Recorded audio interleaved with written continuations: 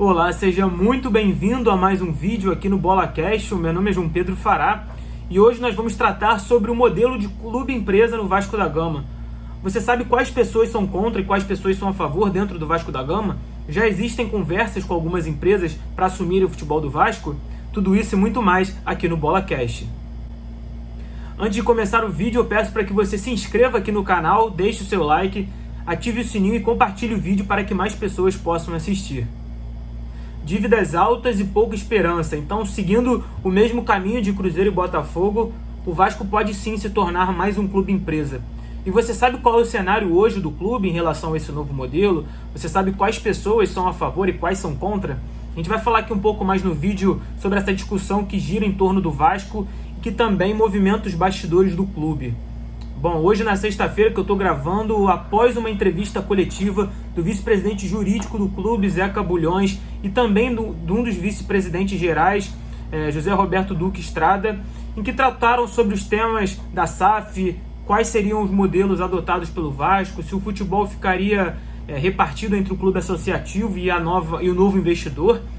E dentro dessa entrevista coletiva, eles basicamente explicaram que os sócios vão poder votar, né, se isso realmente for adiante, em qual modelo o Vasco vai adotar. Mas a gente sabe que é uma situação complicada dentro do Vasco, que enfrenta muita resistência.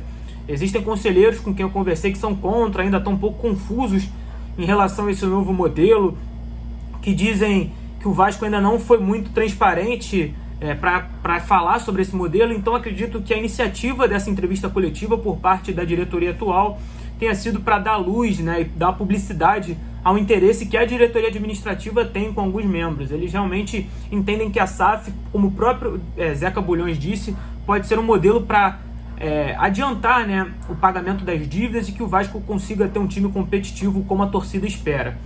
E em dezembro, o clube contratou a empresa KPMG, uma das principais empresas de consultoria e do ramo de auditoria também, para realizar um estudo da SAF. Então esse estudo começou em dezembro.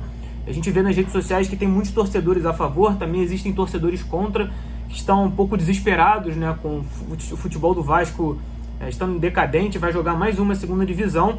E hoje o cenário do Vasco é o seguinte: a SAF está em elaboração, existe um conselho executivo composto por Carlos Osório e Duque Estrada, que são vice-presidentes gerais, o Zeca Bulhões, que também estava na entrevista coletiva hoje, que é o vice-presidente jurídico, o Adriano Mendes, vice-presidente de finanças, que está sendo muito criticado pela torcida também nas redes sociais, porque o Vasco sofre com dificuldade de pagamento e ao mesmo tempo diz que consegue cortar gastos, mas a gente não vê de maneira efetiva esse avanço, embora seja difícil realmente.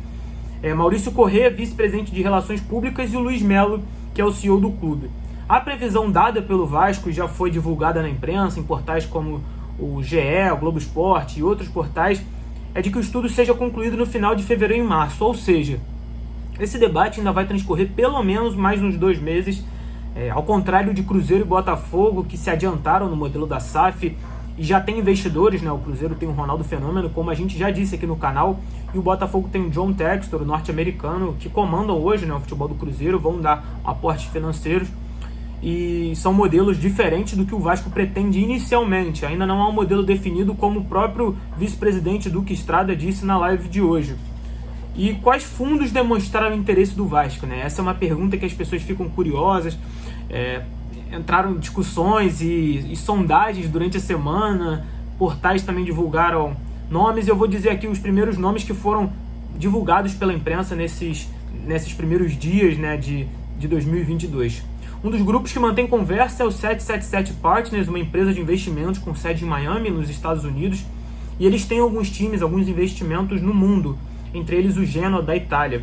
Houve também contatos de investidores da Europa e do Oriente Médio para entender um pouco mais da situação do Vasco, qual o tamanho das dívidas e de que maneira eles podem aportar o investimento para que o Vasco consiga ter um futebol competitivo. Essas informações foram publicadas pelo Globoesporte.com, mas como eu falei, ainda não tem nada de concreto, muito porque o Vasco ainda não definiu como será o modelo, se será um modelo 90-10, no qual 90% dos ativos do clube ficaria nas mãos desses investidores, como foi o Botafogo e como foi o Cruzeiro, ou se o Vasco teria 51-49, que isso foi muito aventado pelo próprio presidente do clube, Jorge Salgado, no final do ano passado. O caso mais recente, também divulgado pelo Atenção Vascaínos, o canal do amigo Flávio Dias, e de outros jornalistas que são vascaínos, foi do grupo de Roman Abramovich, o russo que é detentor do Chelsea, e teria assinado uma carta de intenção para adquirir o Vasco. Essa informação, como eu disse, é muito prematura. Existem sim contatos por meio de intermediários, né, de pessoas que entendem desse assunto aqui da SAF, que também é muito recente no futebol brasileiro, para entender qual é o cenário do Vasco, até porque é um clube gigante, com a quinta maior torcida, quinta maior torcida do país, que tem um estádio, que tem ativos, que tem sedes, mas que ao mesmo tempo tem uma dívida muito grande, que também assusta os investidores, que quando eles compram, dizendo no bom sentido, o clube, eles herdam essa dívida para pagar e com plano de pagamento para os próximos anos. E como a SAF está sendo recebida dentro do Vasco? A diretoria, como eu falei no início do vídeo, tem sido bem receptiva à ideia de discutir a SAF. Eles mesmos hoje promoveram essa live, sexta-feira, que eu estou gravando esse vídeo, e eles entendem que a criação de uma SAF pode adiantar ser mais rápido a recuperação do clube. A gente vê que no modelo associativo, pelo menos nos últimos 20 anos, o Vasco realmente fracassou. As dívidas são exorbitantes, na casa de 700 e poucos milhões de reais. O Vasco vai jogar a quinta Série B nos últimos anos, então nos últimos 20 anos conquistou apenas um título nacional. Mas por outro lado, a SAF encontra resistência em parte de conselheiros e de oposição do clube, né? Como eu falei, recentemente o Jorge Salgado afirmou que o modelo seria diferente dos demais clubes, que os próprios vascaínos poderiam investir, mas acredito, em conversa também com pessoas do mercado, que esse não seria um modelo ideal, até porque os investidores, quando aportam algum dinheiro, eles querem ter controle desse valor e como isso vai ser aplicado. Então, se o Vasco, o modelo associativo, continuasse com 51%, sendo, entre aspas, sócio majoritário, não seria muito interessante para quem vai colocar dinheiro, porque essa pessoa efetivamente não conseguiria operar, né, destinar a quantia aportada por eles. E em conversa com poucos conselheiros, alguns eu percebi que existe sim uma vontade de debater, mas por outro lado, existe uma resistência por não entenderem qual vai ser o modelo adotado pelo Clube de Regatas Vasco da Gama. E diferentemente de Cruzeiro e Vasco, e Cruzeiro e Botafogo, o Vasco ainda está engatinhando nessa ideia. Acredito que ainda vai durar um tempo até isso amadurecer. E então, o cenário do Vasco é o seguinte: a SAF ainda está sendo debatida internamente, para as pessoas entenderem. Existe um conselho que conversa em torno da SAF.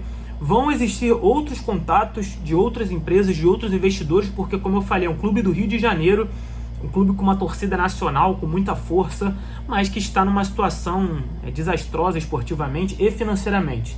Então, nos próximos dias, claro, vão ter outros contatos de investidores, sondagens, intermediários, que vão procurar saber a história do Vasco, procurar entender qual é a situação de verdade do clube, para que possam investir nesse futebol que no Vasco, nos últimos anos, tem sido muito duro. Acredito que é uma discussão válida sim, porque é um modelo hoje vigente no futebol brasileiro. A gente vê Cruzeiro, Botafogo e até clubes de menor expressão, como América Mineiro, o Red Bull virou clube empresa antes, mas que não é sinônimo de sucesso, isso é claro.